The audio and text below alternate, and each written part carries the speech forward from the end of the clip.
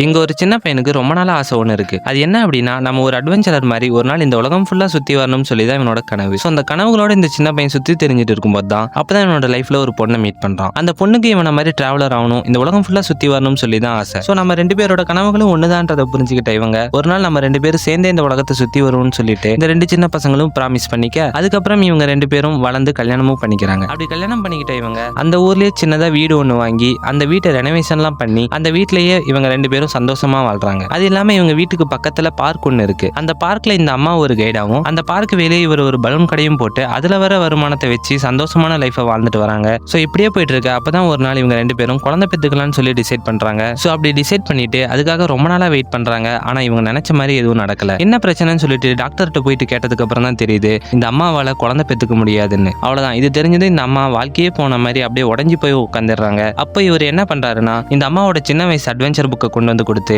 இப்போ குழந்தை இல்லைன்னா என்ன, நம்ம ப்ராமிஸ் பண்ண மாதிரி இதுக்கு மேல டிராவல் பண்ணலாம்னு சொல்லிட்டு இவங்க ரெண்டு பேரும் அந்த டிராவல் பண்றதுக்காக காசு சேர்த்துறாங்க. ஸோ சேவிங்ஸ் அப்படின்னு ஒன்று வந்தா செலவும் கூடயே வந்துடும். ஸோ அந்த மாதிரி தான் இவங்க கொஞ்சம் கொஞ்சமா சேவிங்ஸ் பண்ணுவாங்க. அப்போன்னு பார்த்து ஏதோ ஒரு செலவு வந்துடும். இவங்க அந்த உண்டியில உடைக்க வேண்டியதாயிடுது. ஸோ அதுக்கப்புறம் திரும்பவும் இவங்க சேவிங்ஸ் பண்றாங்க. திரும்பவும் ஏதாவது செலவு வந்துடுது. அகைன் இவங்க அந்த உண்டியில உடைக்க வேண்டியதாயிடுது. ஸோ இப்படியே இவங்களோட லைஃப் போக இப்போ இவங்களுக்கு 70 வயசு மேல ஆகிடுது. ஆனா இவங்களோட கனவுகள் என்னவோ இன்னும் கனவா மட்டும்தான் இருக்கு. ஸோ அப்பதான் ஒரு நாள் இவர் என்ன டிசைட் பண்றாருன்னா, என்ன ஆனாலும் சரி எனக்காக இல்லைனாலும் அவளுக்காகவாது அவளோட ஆசையை நிறைவேற்றணும்னு சொல்லிட்டு கடனுடனே வாங்கி இந்த வேர்ல்ட் டூர் டிக்கெட்டை வாங்கிட்டு அவங்ககிட்ட கொடுக்கலான்னு போகும்போது அப்பன்னு பார்த்து அவங்க மயங்கி விழுந்துடுறாங்க. என்னன்னு பார்த்தா ஒரு ஷாக்கிங்கான நியூஸ். என்னன்னா அவங்களுக்கு கேன்சர் வந்துருச்சு. இதுக்கப்புறம் அப்படியே படுத்த படுக்கை ஆகிட்டாங்க. அதுக்கப்புறம் அப்படியே கொஞ்ச நாள்ல அன்பார்ச்சுனேட்லி இறந்தும் போறாங்க. So moral of the story என்ன அப்படின்னா, காசுன்றது இன்னைக்கு வரும் நாளைக்கு போகுங்க. ஆனா வயசு ஒன்ஸ் போயிட்டா திரும்ப வராது. நம்ம ஏதோ ஒரு விஷயத்துக்கு ஆசைப்பட்டு அதுக்கு காசு வேணும்னு சொல்லிட்டு இன்னையில இருந்து அடுத்த 10 வருஷத்துக்கு 10 கோடி ரூபாய் சேர்த்து வச்சாலும் 1000 கோடி ரூபாய் கொடுத்தா கூட இழந்த அந்த 10 வருஷத்தை திருப்பி வாங்க முடியாது. காசு இருக்கோ இல்லையோ, நீங்க என்னென்ன பண்ணணும்னு ஆசைப்படுறீங்களோ, நீங்க எப்படி வாழணும்னு சொல்லி ஆசைப்படுறீங்களோ அது எல்லாத்தையும் வயசு இருக்கும் போதே வாழ்ந்துக்கோங்க. ஏன்னா டைம்ன்றது காசை விட விலை மதிப்பு இல்லாதது. ஒன்ஸ் போனா திரும்ப வராது.